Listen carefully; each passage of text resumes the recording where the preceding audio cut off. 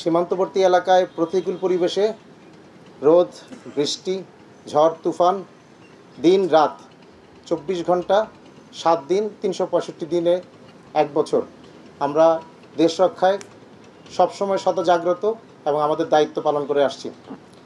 আপনারা অবগত আছেন যে সাম্প্রতিক সময়ে আমাদের এই দায়িত্বপূর্ণ এলাকায় হালুয়াঘাটে যে বরাক নদী আছে, এই বরাক নদীতে অবৈধ বালু উত্তোলনের সাথে একটা কুচক্রী মহল জড়িত হয়ে পড়ছে। যদিও এই বালু মহলটি ইজারার বিষয়ে জেলা প্রশাসন ময়মনসিংহ থেকে চিঠি দেয়া আছে, যেটা বরাক ঘোষগাঁও 111 নম্বর মৌজা, যেটা প্রশাসন কর্তৃক অনুমোদন দেয়া আছে।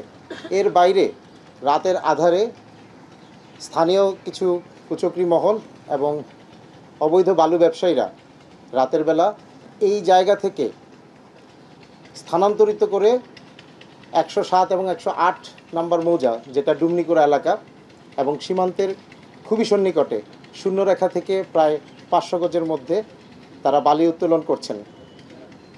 এবং এই বালিগুলো অতি শক্তিশালী ড্রেজারের মাধ্যমে তারা রাতেরবেলা তুলছেন, একই সাথে ট্রলারের মাধ্যমে এবং সেখানে ছোট ছোট যে ট্রলি এবং ঘোড়ার গাড়ি এগুলো ব্যবহার করেও তারা এই বালিগুলো স্থানান্তর করছেন। আপনারা যদি শাপলাবাজার এলাকায় যান, আপনারা দেখতে পাবেন এর চারপাশে প্রচুর বালি স্তূপ করে রাখা হয়েছে।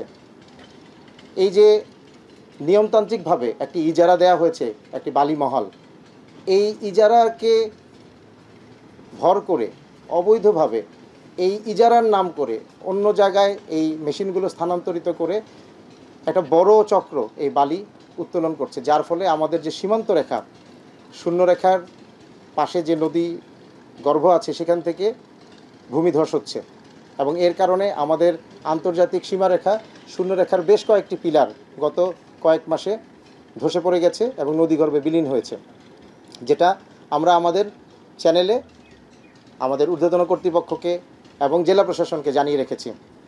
আপনারা জেনে আনন্দিত হবেন যে আমাদের সাথে জেলা প্রশাসন, পুলিশ প্রশাসন এবং আমরা মিলে যৌথ অভিযানের মাধ্যমে টাস্কফোর্স করে আমরা বেশ কিছু ট্রাক এবং বালি আটক করতে, জব্দ করতে এবং নিলাম করতে সমর্থ হই।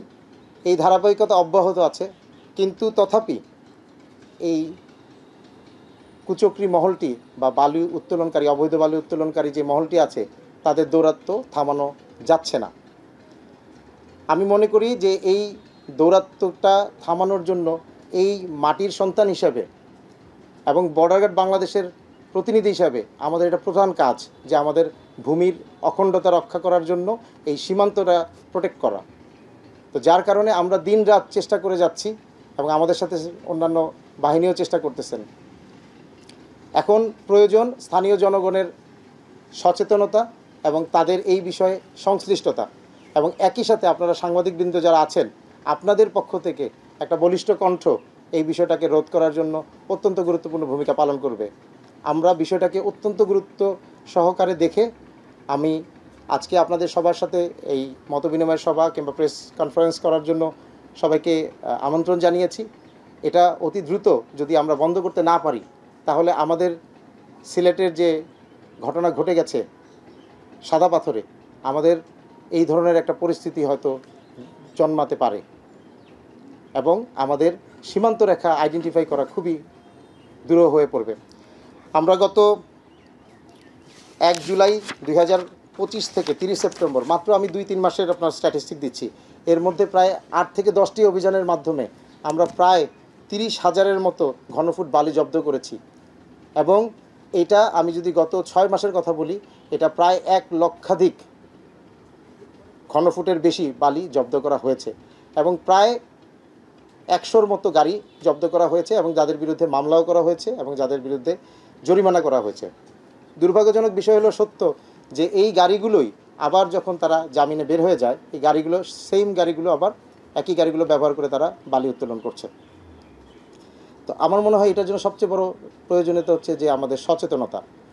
একই সাথে আমাদের বর্ডার রোডগুলো যেগুলো আছে, যেই রোডগুলো দিয়ে এই বালি মহলে গাড়িগুলো যায় রাতের আধারে, রাস্তাগুলোর অবস্থা খুবই খারাপ হয়ে যাচ্ছে, যার কারণে স্কুল গমনকারী শিক্ষার্থী, আমাদের বর্ডার রুটে পেট্রোল করা আমাদের যে বাহিনী বিজিবি, এবং একই সাথে সবচেয়ে দুর্ভাগ্যজনক বিষয় হচ্ছে আমাদের যারা মুমূর্ষ রুগী আছেন তারা সীমান্ত এলাকা থেকে রুগী নিয়ে আমাদের যে হাসপাতালগুলোতে যেতে খুবই দুর্দশায় পতিত হচ্ছেন। এই দুর্ভোগ থেকে আমাদের সবাইকে উত্তরণের জন্য একসাথে কাজ করতে হবে। আমি এই প্রেক্ষিতে আমরা প্রশাসনকে বেশ কয়েকটি সুপারিশ করেছি, যার মধ্যে আমরা একটা গুরুত্বপূর্ণ সুপারিশ বলেছি যে এই বালি মহালগুলোর আশেপাশে স্থায়ী চেকপোস্ট নির্মাণ করে বিজিবি, পুলিশ, আনসার এদের সমন্বয়ে স্থায়ী চেকপোস্ট তৈরি করা যেতে পারে এবং সেখান থেকে সার্বক্ষণিক 24/7 যাতে আমরা এগুলো মনিটর করতে পারি, এবং এর সাথে টাস্কফোর্সের সাথে ম্যাজিস্ট্রেট অন্তর্ভুক্ত থাকবেন, যিনি টাইম টু টাইম এই দৌরাত্ম্যকারীদের বিরুদ্ধে ব্যবস্থা নেওয়ার জন্য সোচ্চার থাকবেন। এবং এটা করতে পারলেই আমরা একটা সুন্দর পরিণতির দিকে এগিয়ে যেতে পারব। আর আমাদের সীমান্তরক্ষী বাহিনী, আমরা 24 ঘন্টাই সীমান্তে এই বিষয়গুলো নিয়ে কাজ করছি এবং দেখছি। আপনারা নিশ্চয়ই অবগত আছেন এবং আপনারা জানবেন ওই জায়গায় আপনাদের যে এই ভিডিও ফুটেজগুলো আপনারা যখন দেখবেন তখন আপনারা নিজেরাই আতঙ্কিত হবেন যে সামনে আমাদের এই নদী পাড়ের মানুষের ভবিষ্যৎ কী। তাদের বসতবাড়ি থেকে শুরু করে সব কিছু ভেঙে যাচ্ছে। এটা নিয়ে বেশ কয়েকটা রিপোর্টও হয়েছে কিছুদিন আগে। তো এই জন্য আপনাদের সবাইকে ডাকা, আমি আপনাদের সবার সহযোগিতা চাই। বিজিবি সবসময় সীমান্তরক্ষী হিসেবে দায়িত্ব পালন করবে এবং বর্ডার গার্ড বাংলাদেশ তার সীমানা রেখার অখণ্ডতা এবং তার রক্ষায় সর্বদাই সবার অগ্রণী ভূমিকা পালন করবে। এবং সাথে আমি আমাদের প্রশাসন এবং পুলিশ প্রশাসনের যারা আমাদেরকে সহযোগিতা করছে তাদেরকে ধন্যবাদ জানাই, এবং শেষে আপনাদেরকে ধন্যবাদ জানাই যে আপনারাও আমাদের সাথে সবসময় আছেন এবং এই বিষয়ে আরও অগ্রণী ভূমিকা পালন করে এই বিষয়টি নিয়ে সোচ্চার হবেন। সবাইকে ধন্যবাদ। আবার অবশ্যই যেতে পারে।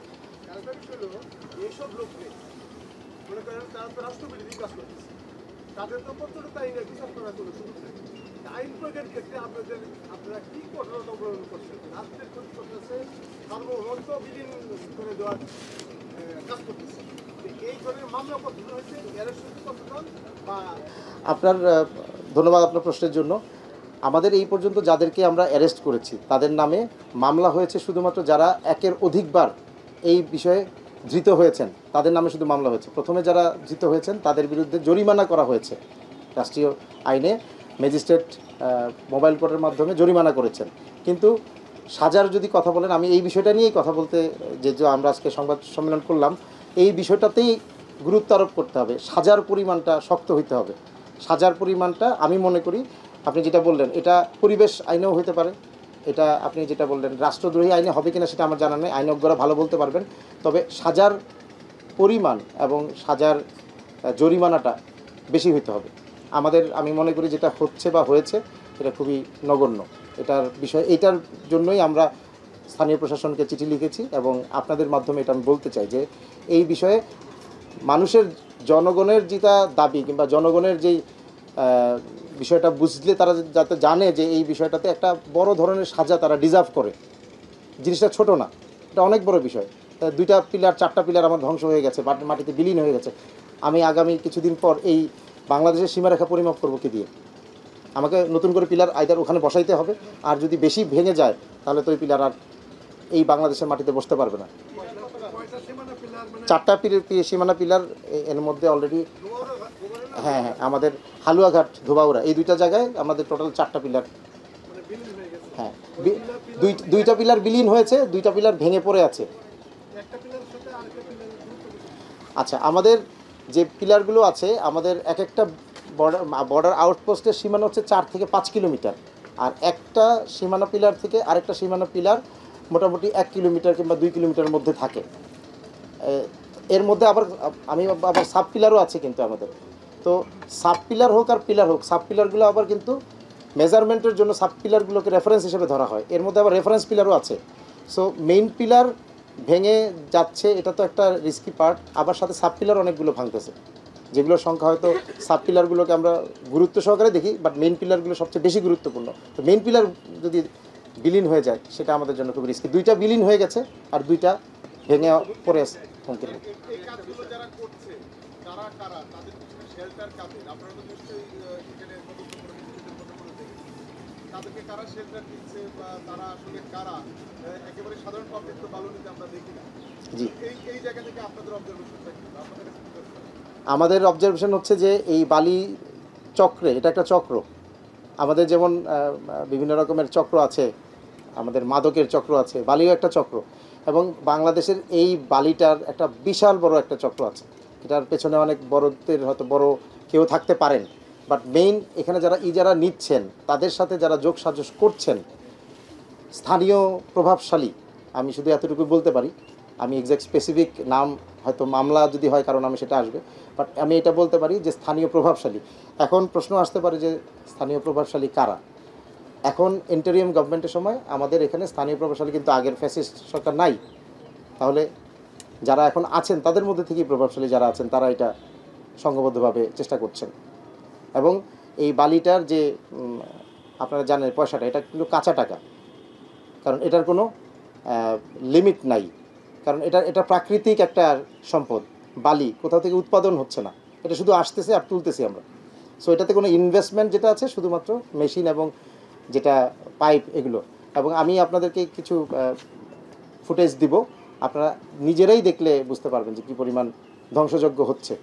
এবং আমরা কিন্তু এর পূর্বে এই সীমান্ত রেখার যে শূন্য লাইনে যেই যতগুলো আপনার মেশিন রয়েছে, ড্রেজার মেশিন, আমাদের সেক্টর কমান্ডার মহোদয় এবং অধিনায়ক সহ আমাদের টিম গিয়ে একদিনে সম্পূর্ণ এগুলো ভেঙে উঠিয়ে দিয়ে আসছেন। আমরা মেশিনগুলো আমরা সব উঠাই দিয়ে আসছিলাম, তারপরেও এটার দৌরাত্ম্য কমছে না। আমি শিওর প্রশাসন, আমরা চিঠি লিখেছি, ইমিডিয়েটলি রেসপন্স ওনারা দিবেন খুব শীঘ্রই। এবং প্রশাসন রেসপন্স হচ্ছে, প্রশাসন তো কাজ করছেই।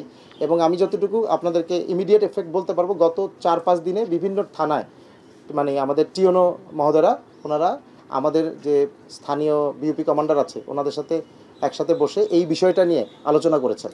তার মানে এক স্টেপ আমরা এগিয়েছি চিঠি দেওয়ার পরে। এবং আমার মনে হয় এটা আস্তে আস্তে চলমান আরও বাড়বে গতি। একটা বিষয় বলতে চাই যে এখন গণঅভ্যুত্থানের পরে এখন একটা অন্তর্বর্তী সরকার, এখনো আপনারা নাম বলতে পারছেন না, এখনো প্রভাবশালী বলছে। আমি একটু শেষ করি। তো এই সামনে নির্বাচন হবে, নির্বাচনের পরে একটা দল ক্ষমতায় আসবে, তখনও আর কিন্তু এই নাম বলা যাবে না, শুধু প্রভাবশালী থাকবে। এই প্রভাবশালীকে আপনারা যদি নামে না আনতে পারেন তাইলে এই সমস্যার কোনোদিন সমাধান হবে না, এটা আমার অবজারভেশন। আরেকটা বিষয় হচ্ছে যে আপনাদের তো গোয়েন্দা তৎপরতা আছে, প্রশাসনের আছে, পুলিশের আছে। এই বালু কারা লুট করে সবাই জানে না, কে নেতৃত্ব দেয়, কার নেতৃত্বে চলে, এটা সবাই জানে। আপনার আমি 5 আগস্টের পরে নেতাই নদীর বালু উত্তোলন নিউজ করতে আমি এখানে গিয়েছিলাম। আমি সন্ধ্যার সময় এক এলাকায় যায় দেখি যে অনেক বালু তুলতেছে, কেউ রেডি হইতেছে, প্রস্তুতি নিতেছে। তো এখানে যা দেখলাম যে অন্তর্বর্তীকালীন সরকার আসার পরে আগে নেতৃত্বে যারা ছিল খুব বেশি পরিবর্তন হয়নি। যারা বালুর ইজারা ছিল, মানে বালু উত্তোলনের কাজটা মূলত যারা করে, আগেও যারা করতো এখনো তারাই করে, শুধু নামে ইজারা চেঞ্জ হয়েছে। তো আমার কথা হচ্ছে যে এখন একটা অন্তর্বর্তীকালীন সরকারের সময় আপনারা যে চিঠিগুলা দিয়েছেন, এখানে কি সুনির্দিষ্ট নাম উল্লেখ করে প্রশাসনকে জানাইছেন কিনা আপনাদের পক্ষ থেকে, এটা একটা বিষয়। আর এখন যদি না পারেন তাহলে আর 5-6 মাস পরে আর পারবেন না কিছু করতে। আমরা এখন পারছি না বিষয়টা তা না। আমি একটা জিনিস আপনাকে জাস্ট, আপনি খুব সুন্দর কোশ্চেন করেছেন, তবে এইটার উত্তরটা আমি দিচ্ছি। এটা যদি মনে রাখতে হবে যে আমরা আইনজ্ঞ না এবং আইন নিয়ে কাজ করি না। আমরা শুধুমাত্র আমরা অ্যাকিউজডে অ্যাপ্রিহেনশন করি। সো অ্যাপ্রিহেনশন আর মানে কনভিক্টেডের মধ্যে পার্থক্য আছে। যখন একটা লোক কনভিক্টেড হবে না, উনি আইন দ্বারা সিদ্ধ হবে না যে উনি এটার সাথে জড়িত, এর আগে কিন্তু ওনার নামটা বলাটা ওনাকে কাইন্ড অফ আমরা মিডিয়া ট্রায়াল বলতে পারি, কিংবা আমরা বলতে পারি যে আমরা ওনাকে আগেই অ্যাকিউজ করে ফেললাম। তো আমার মনে হয় ওনার ওই স্বাধীনতাটা আছে, আমরা ওইটার খর্ব না করি। আমরা যার নামই আসতেছে আপনি নিশ্চিত থাকেন এই নাম আমরা দিচ্ছি, এটা প্রশাসনকেও দিচ্ছি, এটা স্থানীয় পুলিশ প্রশাসনও জানবে, এবং আমরা লিস্ট সহই দিচ্ছি এবং দিব সামনেও। সো এটার ব্যাপারে আমি হয়তো কারো নাম উল্লেখ করতে চাই না। এই যে যেটা বললেন সবাই জানেন, বাট আপনারা অবশ্যই তালিকাতে দেখবেন যে নাম থাকবে। আপনারা যদি পরবর্তীতে খোঁজ করেন আমরা তালিকা সহই দিব। কিন্তু পয়েন্টটা হচ্ছে উনি ওনার নাগরিক হিসেবে, রাষ্ট্রীয় নাগরিক হিসেবে ওনার একটা আইনি ব্যাকআপ থাকা উচিত। সো উনি প্রুফ করবেন যে উনি আসলে গিলটি না। তো উনি যদি প্রুফ করতে না পারেন তাহলে উনি ওনার শাস্তি পাবেন। আমার দুইটা পয়েন্টেই আমি বেসিক্যালি আজকের এটা করতে চাইলাম যে এইটার একটা সাজাটা আমার মনে হয় আমাদের এই বিষয়ে চিন্তা করা উচিত, যে এটা শক্ত একটা অবস্থানে যাওয়া উচিত আমাদের। আর দ্বিতীয় হচ্ছে এই যে শুধুমাত্র বিজিবি এটার রক্ষা করতে তার জন্য ডিফিকাল্ট হয়ে যাবে, কারণ আমাদের তো চোরা কারবারি এবং অন্যান্য চোরাচালান মালামাল আটকেরও মানে বিষয় রয়েছে। আমরা যদি শুধুমাত্র বালি উত্তোলনের বিষয়ে ফোকাস করি তাহলে অন্য বিষয়গুলো আমাদের একটু পিছুপা হয়ে যাব। তো আমি এই জন্য বাকি সবার যে সার্বক্ষণিক, আমাদের সাথে টাস্কফোর্সটা সবসময় মানে মাঝে মধ্যেই আসেন, বাট আমরা চাচ্ছি একটা সার্বক্ষণিক পুলিশ, অ্যান্সার এবং ম্যাজিস্ট্রেটের মাধ্যমে একটা টিম, যেটাই আমরা ডিসি মহোদয়কে জানিয়েছি। তো আশা করি এটা খুব শীঘ্রই হয়ে গেলে, একটা স্থায়ী পোস্ট হয়ে গেলে তখন এটা আরও বেশি বেগবান হবে। ধন্যবাদ আপনাকে। আমি এই প্রশ্নটা প্রথম উত্তোলন করেছিলাম আমি বালির ব্যাপারে। আমি যখন প্রথম এখানে আসলাম আপনাদের সাথে আমাদের একটা মত বিনিময় হলো, তারপরে আমি ডিসি মহোদয়ের অফিসে প্রথম আমার যে পরিচিতিমূলক যে আমি মিটিংটাতে গিয়েছিলাম আইন শৃঙ্খলা কমিটি মিটিংয়ে, এই প্রশ্নটা আমি প্রথম তুলেছিলাম। এরপরে মিটিংয়ে আমি ছিলাম না, কিন্তু এটা নিয়ে আলোচনা চলমান হয়েছে, আপনি বলার পরে কিন্তু ওই দিনেই কিন্তু উনি ডিএমএর নির্দেশ দিয়ে দিয়েছেন। ওই দিন পরের দিনেই কিন্তু উনি অভিযানে গেছিলেন। এক্স্যাক্টলি, যদি অনুমতি হয় যে সন্ধ্যার পরে বালি উত্তোলন হবে না, তাহলে এটা ভালো না? বালি উত্তোলন যা হবে সকাল 6টা থেকে সন্ধ্যা 6টার মধ্যে, এরকম হলেও তো একটা সিদ্ধান্তে আসা যায়। আমি মনে করি এটা নিয়ে আমি সাজেস্ট, এটা নিয়ে কিন্তু কথা হয়েছে। জি বিভাগীয় কমিশনের এখানেও কিন্তু সেটা নিয়ে বলা হয়েছে, যাদেরকে ধরা হবে তাদেরকে তো তারা আইনিভাবে তো আমাদের বিউপি কমান্ডারকে ডেকেছেন এবং অলরেডি মিটিং 4টা 5টা বিউপিতে অলরেডি মিটিংয়ে অ্যাটেন্ড করেছেন গত 3 দিনে। শেষ করে আসছে।